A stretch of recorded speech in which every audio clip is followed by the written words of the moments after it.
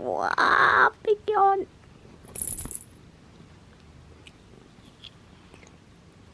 Do y'all like my Christmas tree? I had a big one that I put up one year, but then I ran out of space to put it again like last year, and so this year I also don't feel like putting it up. Nor do I have the space to put it up, so I just bought this small one earlier today. Hi! Today I wanted to film my little end of the year book tag video, because it's one of the videos that I always wanted to film for my channel, but the thing is, every time I try to, you know, film these videos, I either gave up throughout the year on making videos, and then when I remember, oh wait, I can do this video, I don't really have any other content on here. But this year I kind of didn't forget to upload. Like, I uploaded a lot, especially during August, and so I was like, let me also just try to do this tag finally, because I tried once before when I first had my channel, and then I tried again the second time, but that also didn't work out, and now this year we're doing it. I have not heard of this tag a lot. I haven't really watched any videos about it, but it's still like I need kind of tag to kind of like catch up on like my reading and all that, and kind of looking back. It seems kind of fun. So this year I did reach my Goodreads reading goal, which at first I had put at like 15, because last year I didn't read as much, and so I didn't want to put any pressure on myself to read more or just as much. So I just put it at 15 at first, and then when I reached 15 I did +5, and then I put it at 20, then 25, then 30, and at some point I just decided, let me just put it at 50. Because at this point, I'm pretty sure I'm going to be able to reach that. I am at 66 books read this year, which is the biggest, like, number I've reached so far when it comes to, like, yearly reading. And I think it's mainly because of audiobooks and mangas. Because this year, I've been listening to a lot more audiobooks than last year or the year before. And I've also read a lot more mangas. Like, every manga that I own, I almost read every single one of them. So I'm very happy that I was able to reach my goal this year, and also surpass it by a long shot.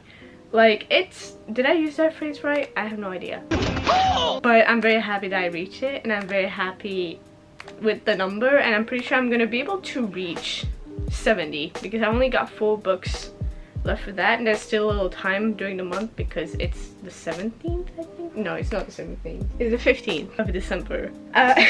And so I am almost done with my current read, and I have also a ton of other books that I'm currently reading. I don't think I'm going to finish those, but I'm definitely going to read 2 others, or 3 others.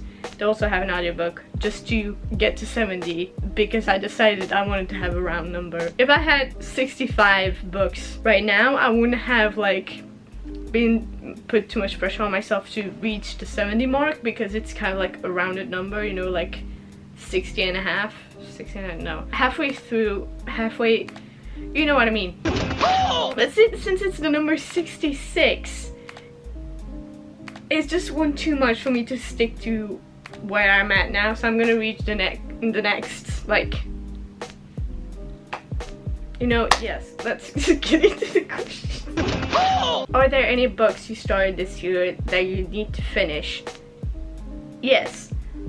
This year also marks my record of most books I am currently reading. Because let me tell you, hold on, let me get them. First, the book I'm currently reading, and also like I considered DNFing it just because it was not for me, and it is Guess Who Wants For Me by Alison Coshrun. I read The Charm Offensive last year. Absolutely fucking adored it. It's one of my favorite books of all time. Favorite books of last year, of all time, just in general. I loved it so much, so I was very excited for this one, especially because this one was sapphic. But here's the thing with me. I'm a Grinch, okay? I'm a bit of a humbug, okay? I don't like Christmas. I don't like the holiday spirit. It's just a little too jolly for me, okay? And especially when it comes to like those movies that you watch during the day, that's just like romance, small town, Christmas, like, oh, you fall in love with the guy that owns a fucking Christmas tree farm, or I don't fucking know, candy cane land bullshit, whatever. And the beginning of this very much gave off those vibes. And it's not that I hate those movies. I do hate those movies, but that's mainly because my mom loves to watch those things all year round. Not just during the Christmas seasons when they go on television.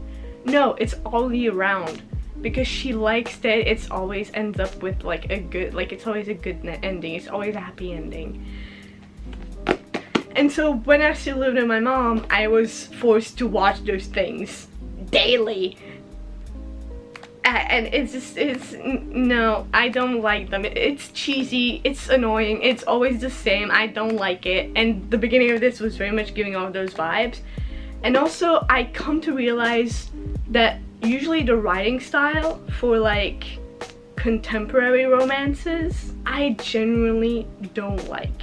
Because more often than not, the main character, who's also sometimes the narrator, it always gives off kind of like, oh no. You know what I mean? It's just the voice in which like majority of like contemporary romances have while reading. It's not my cup of tea. It's not my cup of tea.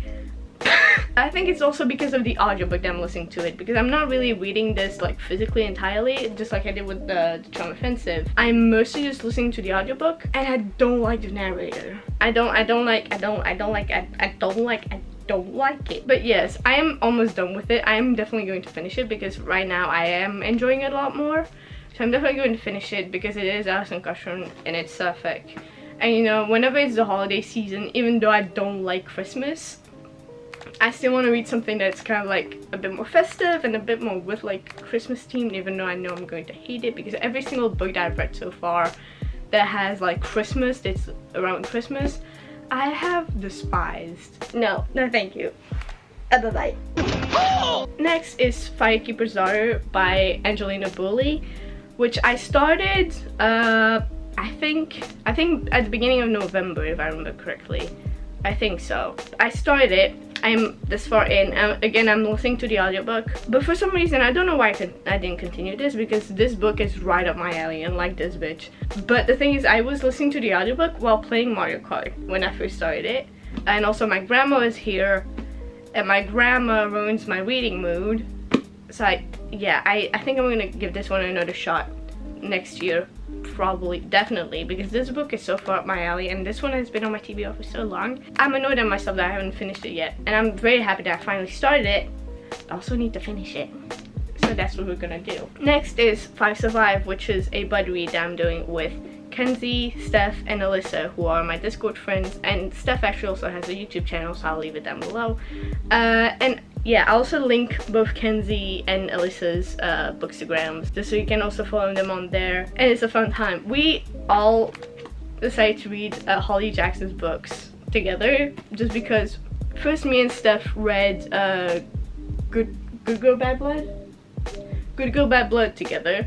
Then we read As Good as Dead together with Kenzie, and then Alyssa joined in. She read all of the books, and then now we're all reading 5 Survive together. And we kind of did like these little like check-in points. I missed the first one because I was listening to the audiobook while playing Mario Kart, and then I remember, oh wait, I should check if I'm at the point yet, and I'm way further ahead than the first check-in point.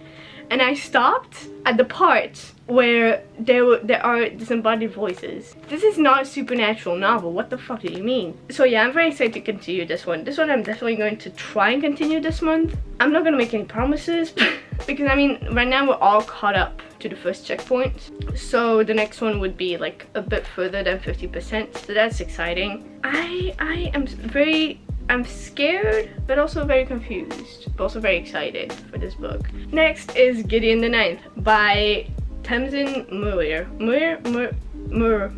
I don't know how to pronounce their last name. I've had this book on my TBR for a long time as well. I started this one, funnily enough, because me and my grandma were going to sleep when she was staying at my place. I was like, I don't know what to read. You can pick what I should read. And she did. I thought she was going to pick out like Bunny, because that was also on my TBR cart. and I thought she was going to make the same mistake as my mom did and pick out Bunny because it has a bunny and the title is Bunny, and they probably thought it was going to be very cute. When is the worst one that's on there? But no, she surprised me by literally just taking out Gideon the Ninth with the fucking skull on the spine and not looking like a jolly happy time, which is very strange because my grandma always hated whenever I had like my emo phase and whenever I like dressed like in darker clothes. She hates all of that, even though she was the one that got me into true crime stuff, because when I was literally like 5 years old, she would just watch true crime documentaries while she was cooking, and I was in the kitchen as well. I was just like, but this kind of stuff she hates, yet she picks this. I was pleasantly surprised because also during while I was having this like little event at a bookstore where I was selling my stickers and stuff from my Etsy shop, the manager from the bookstore, he was like, he saw my little bookish earrings that I had with the covers of Gideon the Ninth, and he was like, did you read that one yet? I was like, no, not yet, I still need to get to it. And he's like, me too, every time I put it off, I need to get to it. And I was just like, okay, so she picked this one up, I need to start it, and I didn't continue it. So far I'm not even in that far either, I'm just right there. I need to continue this because I'm not that far in. I'm not I need to breathe. Last is Love Theoretically by Hazelwood, which is surprising that this one is on anywhere inside my house, just because Hazelwood has been on my list of authors I will never read from. Not for any like terrible reasons like most authors. It's just because her books never really intrigued me, and also just from what I've heard of the Love Hypothesis, it just doesn't sound like it's anything that I would want to read, especially the writing style. I have another little ick that I have that I'll just put in this video as well. It's when the main character, the female main character is, you know, always kind of like, she's petite and small and goofy. And then the male love interest is like, he's tall and brooding, and he's tall, and he's tall, and she's petite, and he's tall, and Bigfoot bull. I don't like that. I know that it's like a trope, you know, where the girl is like a lot shorter and he's like a lot taller. I'm gay, so I don't have time for that. And also, this year was also the year that I realized that when it comes to contemporary romances, I don't mind them as long as they're gay, you know? So I think that's just that situation that, like, as soon as I hear a book is a straight romance, I automatically lose interest, and that's just how it happens.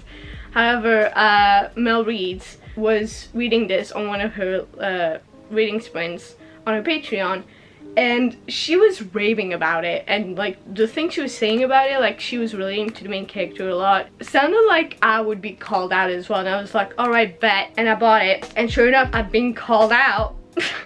But also the writing though. The writing is not for me at all. I'm not enjoying it as much, but you know, I'm still going to finish it just because I want to you know, there's still this part of me that kind of want to give popular books a shot, or like popular authors a shot, as long as they're not problematic. So like, I don't want to just immediately say a big no, because you never know, and so I guess Allie Hazelwood is one of those authors, and so we'll see if I ever do finish this book, if I suddenly want to buy all of her books, which I highly doubt, because again, straight romances are not for me. However, I will probably read Check and Mate, and also Bride, that comes out next year. Because apparently she comes from like Omegaverse fanfiction. And I mean, I don't really like fanfiction in general, like it's very rare that I read fanfiction. I never finished fanfiction. I'm still currently reading a Powerpuff Girls fanfiction. I don't think I'll ever finish it because I don't see the end of it. But yeah, and then also especially Omegaverse. I was never a Wattpad girly, can you tell?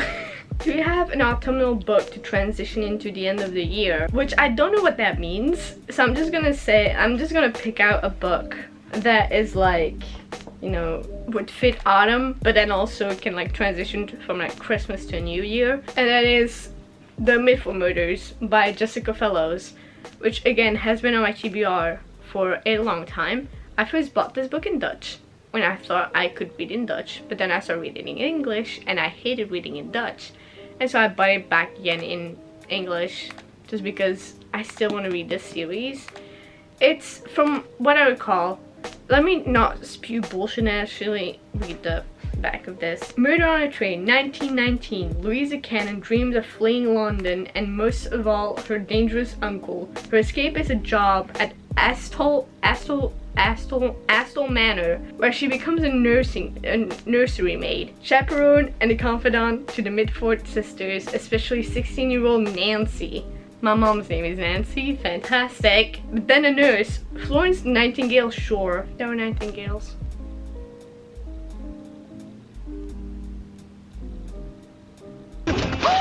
Florence Nightingale Shore, goddaughter of her famous namesake, is killed on the train, and Louisa and Nancy find themselves entangled with a murderer who will do anything to hide their secret. So it's a murder on a train, okay? And it's kind of like, it's you know, and I have this thing that like, as soon as it's a murder mystery, 1920s adjacent, because it says 1919, but I'm pretty sure I also saw that it's like New Year's 1920. So 1920s, murder mystery, it's just sign me the fuck up. I don't know what else to tell you. I am a sucker for 1920s stuff. It doesn't even have to be a murder mystery. Anything 1920s I will probably read, because I don't know what it is with that specific like time period. I love the 1920s. I love the style, I love the music. Yes, so yes. And obviously this one takes place during like, I think it takes place, yeah, see, 1919, 1920. So I think it takes place around, yeah, see,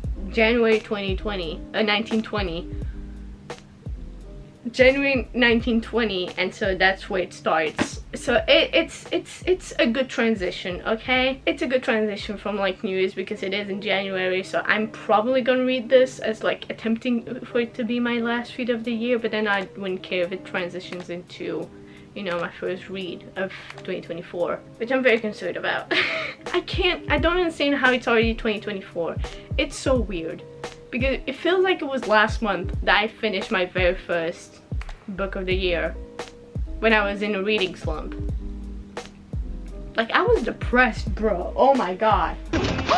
Is there a new release you're still waiting for? Ruthless Vows by Rebecca Ross.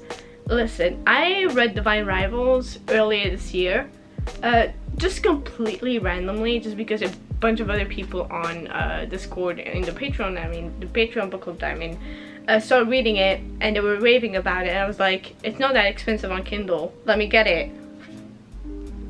Oh my god. Definitely top 10, top 5, top 3 of the year, I swear. I love that book so much. I was very surprised I liked that book that much. It was not at all on my radar. I randomly got the book in a Fairly box, and I didn't know what it was about. It looked really cool. The cover was really pretty, and also the pages were really pretty. But I wasn't really that interested in it. Like, I didn't look at it and I was like, oh, let me read that. Not really. I hadn't heard of Rebecca Ross really at all. And then I read it, and I'm like, how? Like, it's one of those occasions where I'm like, okay, TikTok did something right here. Because it is now a TikTok book. Like, it got really popular on TikTok. And I'm like, this is one of the rare occasions that I agree with that. I absolutely adore that book, and I can't wait for the sequel. It comes out next week. Is it next week? I think it's next week or the week after. I know it's the last week of the year, so I think it's the week after.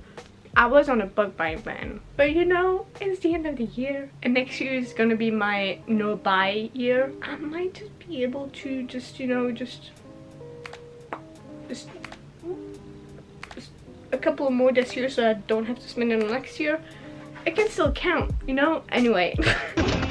What are 3 books you want to read before the end of the year? Now listen, I have a lot of books that I want to read before the end of the year, because my TBR is endless. But there are a couple of books that I can think of right off the top of my head that I do want to read before the end of the year, just because they are kind of like, you know, wintry vibe situation, you know, like they can fit like the colder weather, which is always something that I want to go for when I read as a mood reader, because I am a mood reader. I always try to make TBRs, but usually I just go with what I want to read at the time and also what pops up randomly in my head, like, oh, I actually want to try this one. First one is Frankenstein by Mary Shelley, which I've had this copy for almost 3 years now, because I remember I bought it when I first moved back to Belgium. So I've had this one for about 3 years now, and I need to read this, because when it comes to classics, I don't automatically reach for them, okay? I'm not like someone who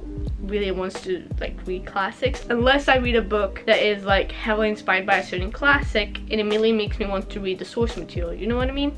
But like when it comes to Frankenstein and a couple of other classics such as Sherlock Holmes novels, Agatha Christie, also Dracula and Carmilla and all of those, I've heard enough about them. And also they're kind of like embedded, except for Carmilla, they're kind of embedded in a lot of pop culture. So like I've seen already kind of the story in other media, like TV shows and movies that are heavily inspired by them, or have a specific episode with like a bit that it's inspired by one of these novels. And I just want to read those source materials because they're like the more popular ones. And so Frankenstein is on the top of my list for that, because I've heard so many things about this book, and I think it's also one of those classics that a lot of, you know, gays say, this one's for us, this one's ours, just because the author had some kind of fruity behavior when they were still alive, which, you know, I wouldn't be surprised, because I've heard a lot of people get angry when people say that Dracula is gay. I read Dracula in October. Anyone who says that Dracula isn't gay, you are wrong. And if you don't think you are, and you still think that Dracula's behavior is straight, especially in a certain scene, buddy, I got something to break to you. So yeah, Frankenstein is right on that list. I don't know exactly like the exact timeline of the book. I know about the monster and all of that, and I absolutely adore the concept of like a monster and, you know, the whole thing. That's also why I'm very interested in like the Dr. Jekyll and Mr. Hyde, which is, I guess, kind of similar sort of with the, like, you know, the kind of classics. Next is The Phantom of the Opera by Gaston LeRoux, which, listen, I was not expecting to want to read this classic specifically for any reason, just because, I mean, I've heard the title a lot, like The Phantom of the Opera, but I've never like really heard or looked into the story itself. And then randomly during May, I was like, I want to read The Phantom of the Opera. I don't know why the title just randomly popped into my head. Then I just started looking at fan art and just like looking into the like story, the description of it, and then my friend bought it for my birthday, and I really want to read it this month, because judging by the aesthetic that this book has, it fits the winter, you know, setting very well. And it's, you know, I don't think I've ever read any classic from a French author originally,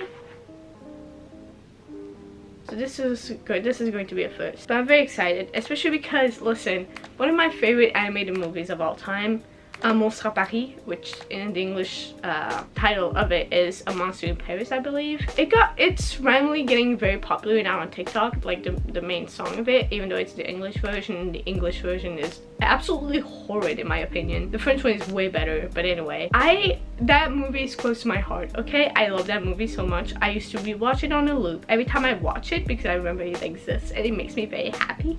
I watch it on a loop and I love it so much. It's just really great, and I rewatched it after, you know, doing my little research on The Phantom of the Opera, and I'm pretty sure, I haven't looked this up, I could be wrong, but I'm pretty sure that movie was inspired by The Phantom of the Opera, just because it has a lot of parallels, okay? Especially with like the main character being an opera singer, like she's a singer, and then there's this bug that becomes giant because of science stuff, and he becomes big and he can sing and play the guitar, and so they just perform together. That's the whole thing.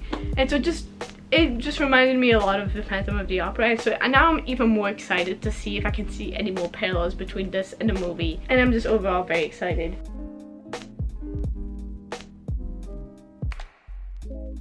And then the last book is just because I don't know what else to put on here, is A Curse for True Love by Stephanie Garber, which now I'm terrified to read, just because, I mean, I read Once Upon a Broken Heart, I read The Ballad of Ever After, I binge read the Caravel trilogy just because I couldn't get enough of this world, and now a couple of days ago I think A Curse for True Love came out and I'm very excited. However, a couple of my Discord friends have read it already and they're giving it 2.5 stars, 1.5 stars, and I'm like, huh? And I'm just like, if this book does not hurt me even more than The Ballad of Never After did. Okay, excuse the lighting change because my camera battery died, so it's now 2 hours later. I don't know if the lighting changed much, but it certainly got darker now for me.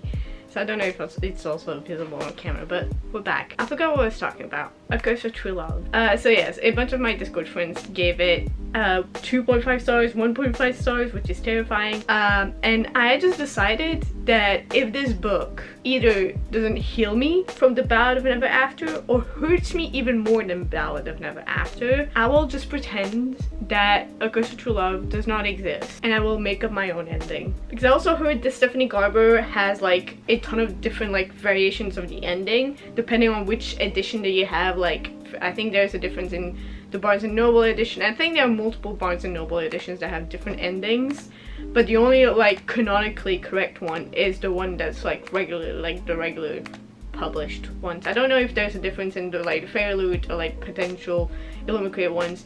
I don't know, but I did order the sets of the series on Fairloot this month, so even if I don't like it, at least I'll have the complete set, and we'll just ignore whatever that book is in case it's bad. I'm scared. Is there a book you think could still shock you and become your favorite book of the year? Right now, A Curse for True Love, because I don't have that many high hopes. Especially one of my friends, Amélie, on Discord told me that I should lower my expectations, so I did. So if I do end up liking this book, I'll probably be surprised, because majority of the people that I've seen rating it very low have loved the two first books and have like similar opinions to me when it comes to the two first books, and they still are severely disappointed by A Curse for True Love. So I think that if I do read it and I do like it, I'll be pleasantly surprised. For any other book, I'm assuming, I mean, I'm just gonna, hold on. For any other book, I think I should also just take Song of Silver Flame Like Night, just because earlier this month I did read Blood Heir by the same author, Amélie Zhao. Listen, I had Blood Heir on my shelf for years now, okay? It was one of the very first books that I bought when I went on a like rampage and ordered a bunch of books. If you follow me on Instagram, you probably saw that I, at some point in December back in 2019, 2018, something like that, I was still living in Tenerife, and then I ordered a bunch of books that I made deliver at my friend's house. And in December, I went like a couple of days to Belgium, picked them up, and it was like 3 huge bags filled with books that I was able, for some fucking way, was able to put in my luggage. And Blood Heir was one of those books, and so that book has been on my shelf for that long. Listen, every time I read the synopsis, I was so excited to read it, and every time I didn't read it, and then I forgot what it was about, but every time I looked at the cover, I was like, that one's next, that one's next, and then it was never next. Then I finally read it earlier this month, and I'm just ready to order the 2 other books in the series, because it was the same feeling of surprise that I loved it so much when I read Little Thieves earlier this year, because I had never heard anything of Little Thieves. I had seen the cover a couple of times, but I had never, like, it was never popular. And same thing with Blood Heir, because it has the potential to be like a very popular book, because it has all the right tropes, it has the right humor, it has the right pacing, it has the right storytelling, it has the right scenery, because, excuse me, the main character has like a blood sort of like bending, detecting ability, and It sets in like a snowy, like historical, you know, setting. Like it's snowing and there's blood. Okay, so it's like the red on white stuff. That's just so pretty. Excuse me? Sorry, my bread just finished cooking. Anyway, so yes, Blood Heir. And then I already had Song of Silver Flame and Like Night, which was released this year, I believe, if I remember correctly. The sequel comes out soon, if I remember correctly. Yeah, it came out this year. And it was one of my most anticipated reads of the year because of the author. I already had one of her books on my shelf and I was very excited to read that one. And so I made it a goal for myself that if I was going to read this one, I am also first going to read Blood Heir, and I did, and I enjoyed it very much. And now I have very high expectations for this book. But at the same time, it's a completely different setting than Blood Heir. So I'm excited to see the difference between, you know, her writing from 2019 apparently, and then this one. It shouldn't be that far apart, but it's definitely very different from, you know, looking at the covers and also just the basics of the story. So I have high hopes, but at the same time I don't put my hopes too high because, you know, both books look very different and they probably are very different. But I'm very excited, and I would be surprised if it surprised me just as much as Blood Heir did, because that's 2 in a row. Like, hello. And the final question is, have you already started making reading plans for 2023? Now, I usually I do make like plans and goals for like the coming year when it comes to reading. However, for 2020, did I say 2023? I'm in 2024. For next year, I think I'm mainly just going to, you know, recycle my goals for 2023 and put them also in 2024, which is mainly just like read as much from my already existing TBR than buy books, because I'm also going to be participating in the no buy year of 2024. So basically I'm gonna try and buy as little stuff as possible, and, you know, just try to save some money because it's a problem. Okay, it's a problem. However, I do want to focus mainly on the books that I do buy, if I do end up buying books, which I'm assuming I will, because what you want to do is mainly just going to be books that are either with autistic main characters, or like, you know, healthily and also correctly autistic coded, and also same thing with sapphic books, because I want to have my shelves mainly just like being of like, I want to read more of those types of books, just because, I mean, I am going through a autism diagnosis currently. I have been self-diagnosing myself for like a bit over a year now. After doing endless research and finally feeling comfortable actually saying that I'm autistic without feeling like I'm a fraud. And so I just want to read more books by actually autistic authors who are formally diagnosed and who also write autistic characters. You know, educate myself a bit more on different authors and different and their experiences with autism. I have a specific book in mind, which is Something More by Jackie. I'm not gonna say her last name because I know I'm gonna butcher it, and I hate when I do that, so I'm not gonna attempt it. But you probably have seen it going around her book when it comes to, you know, Palestinian authors and the movement and all of that, and Read for Palestine. Her book has been one of, you know, the main books that has been read for, you know, readers who read mostly fiction. So her book is definitely very high on my list of books I will definitely buy if I come across them in the bookstore. There you have it, my 2023 end of the year book tag video. I hope you guys enjoyed this video. As always, my social media will be linked down below. I will also link Steph and Kenzie and Alyssa's socials down below. You can go follow them on there as well. And I'll see you guys in the next video. Bye.